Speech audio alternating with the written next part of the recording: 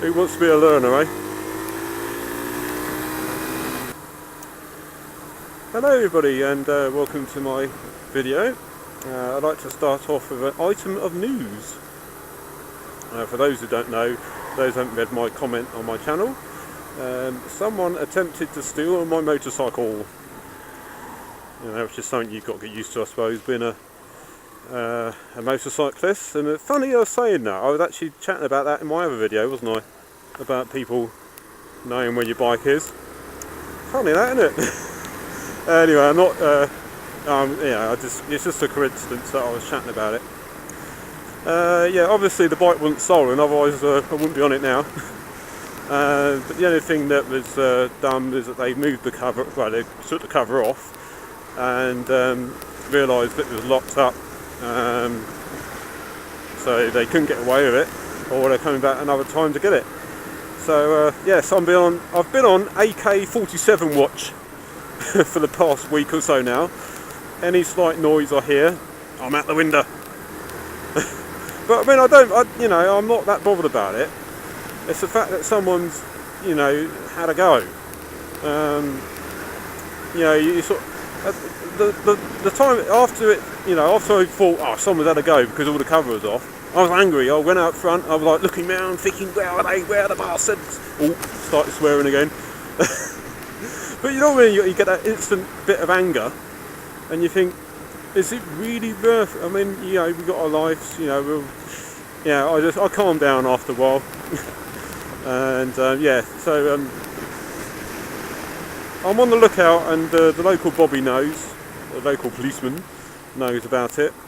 So hopefully that's that's all I can do really. So everything's all right. Anyway, I'm going to get back onto my videos, so I'm going round and round in circles. I had a request the other day for doing maintenance videos on, motorbike maintenance videos.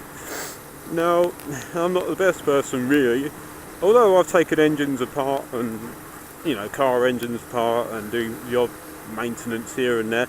I suppose I know a little bit about it, but not really enough about bikes really. But I will do a video just to say what I do, because after all it's a request video, so I should oblige, and I will. Okay, first things first really is to make sure your bike is clean. I think that's a good point to start, because if your bike's dirty, you can't see bits and pieces that could be wrong with your bike. So I'm going to step off my bike and show you how clean it is. It's not that bad actually. Right, that's clean, looks alright. A little bit of mud down there, but never mind.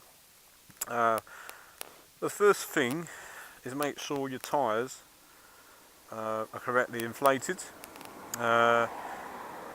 There's no good going like that, because you wouldn't know the correct pressures. Something went bang over there.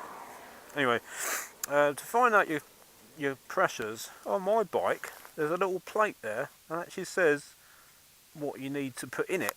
Whether you've got a passenger or whether you're on your own, and it shows you the front and rear pressures. Just follow that. If you haven't got that plate on your bike, then I suggest you get a Haynes manual. They'll have all your different figures and maintenance things you can do on your bike. Very good investment that is. You spend about 20 quid on the book and you can do oil changes, perhaps even do your brakes or change a bulb. So if you're not sure of something, that's always a good investment to get a manual and read it up. Or otherwise check on YouTube for different videos about maintenance. I'm not an expert, but you can never beat expert professional advice, which you can get from your local bike shop. Anyway, next thing is probably the chain. Make sure your chain is well lubricated, because that's where all the power, all the bits and pieces happen to the back wheel. What I do to clean the chain, I think I've done a video about, I've done a video about chain cleaning, but I use WD-40 just spray it on, squidge it about with a toothbrush, and spray some chain lube on it. Now I use Halt's Universal Chain Lube, which is much better than chain wax. I've done a video, a little bit in a video about chain wax. It's not good. I don't think it's any good, but I recommend chain lube. Check for the sprockets. Just make sure they're not out of shape. There's none missing, and all the links are there. And if you've done your CVT recently, this is probably, you probably know all this anyway. This is what they talk about on the CVT. It's probably no different. Next thing obviously is the brakes. You need to be able to stop. Just check the make sure they work. Just do a visual check on the disc itself, and also make sure you've got enough meat on the pads. That means just looking for this little gap here, and you can see there's a certain amount of friction material. That needs to be a certain amount of millimeters before you need to change. Just make sure there's no squeaks. You might get the odd squeak when you brake, but if it keeps squeaking, there's obviously a problem. To change the pads is actually quite easy on this. Basically all you do is undo these bolts here, get a pair of pliers, take the pins out there, take that big fat pin out, and hey presto, you got it. But one of the things, if you're messing about with brakes, don't ever press the brake lever while you've got the caliper off, because otherwise the pistons will go together and they could pop out. Because I've done that, not on the bike, but I've done it on something else, thinking, oh, that looks good, and all the air came out of the circuit. So you need air in the you need the pressure in there. Yeah, that's another story. Go over to the brakes a minute. You can't do much here. The only thing you can do with brakes on the back wheel, particularly on this model, is with your foot operate the brake lever, the back brake, and there's a little arrow thing there that should correspond with the arrow on the drum, so there's hardly any wear there. Just have a look at the condition of the spring and make sure it's all nice and clean, and possibly put a little bit of like oil or stuff, so just to stop it from rusting. Another thing is to be seen, is to make sure your lights work. We've got quite a few lights on the bike. You've got the indicators, headlight, side light, not side light, is it parking light? I don't know. Then you've got the rear lights. Make sure they're all nice and clean, working. They're actually quite easy to get into. Under here I think there's a screw, which will undo that, and that's probably the same as probably a screw, just a screw fitting for that. Make sure your horn works, your mirrors are good,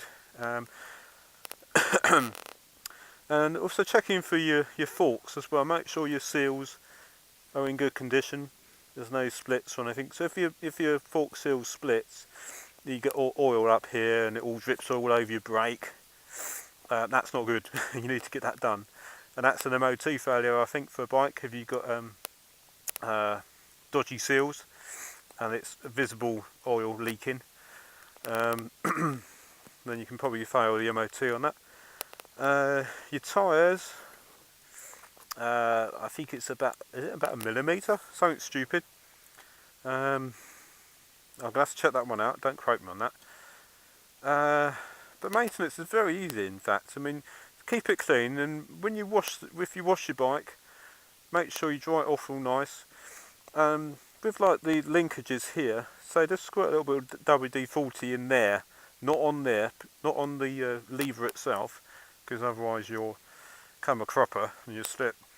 Yeah, just make sure anything that sort of like rubs against metal, it's got a little bit of lubrication in there, just a little squirt, and wipe it off with a rag.